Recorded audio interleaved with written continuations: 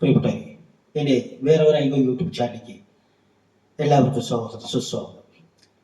ഈ ചാനൽ എല്ലാവരും സബ്സ്ക്രൈബ് ചെയ്യണമെന്നും ലൈക്ക് ചെയ്യണമെന്നും ഷെയർ ചെയ്യണമെന്നും അപേക്ഷിക്കുന്നു.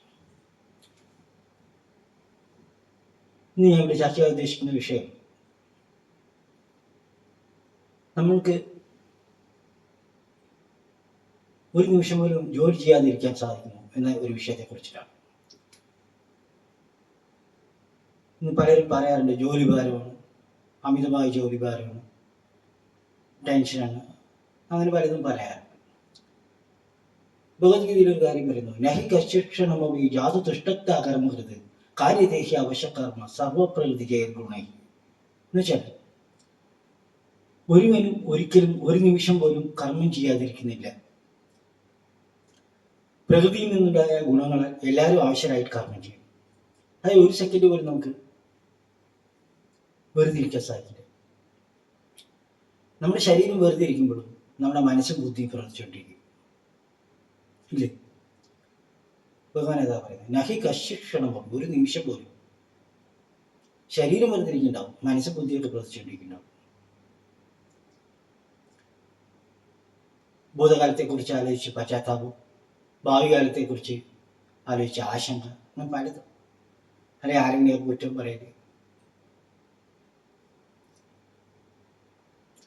നമ്മുടെ ശരീരത്തിൽ മൂന്ന് നേരം 4 നേരമൊക്കെ ആഹാരം കഴിക്കുമ്പോൾ 3000-ഓളം കലോറി എനർജി നമ്മുടെ ശരീരത്തിൽ വരുന്നുണ്ട്.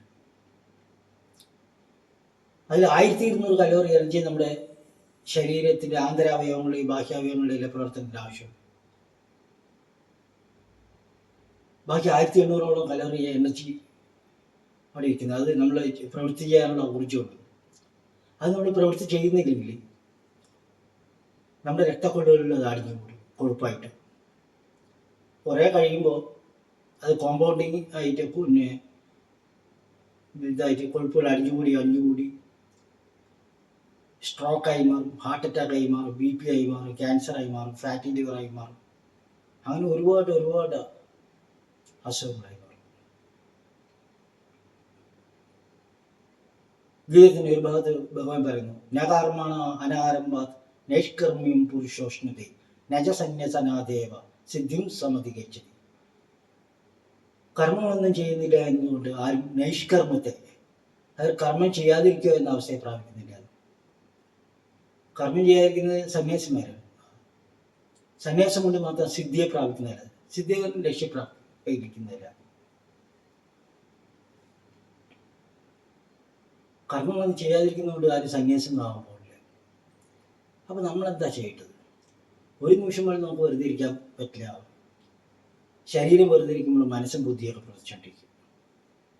നമ്മളെ ഊർജ്ജം കൊണ്ട് നഷ്ടപ്പെട്ടുകൊണ്ടിരിക്കും. ഉപയോഗിക്കാത്ത ഊർജ്ജം രക്തക്കൊള്ളുകളിൽ കൊഴുപ്പായിട്ട് അടിഞ്ഞു പോകും. അത് ICUയിലെത്തിക്കും, അകാല മൃത്യുവിലെത്തിക്കും. ഒരുപാട് രോഗങ്ങൾക്ക് അടിമയായി മാറും ജോലി ചെയ്യാതിരുന്നു, അല്ലേ? അപ്പം നമ്മൾ എന്ത് ചെയ്യണം?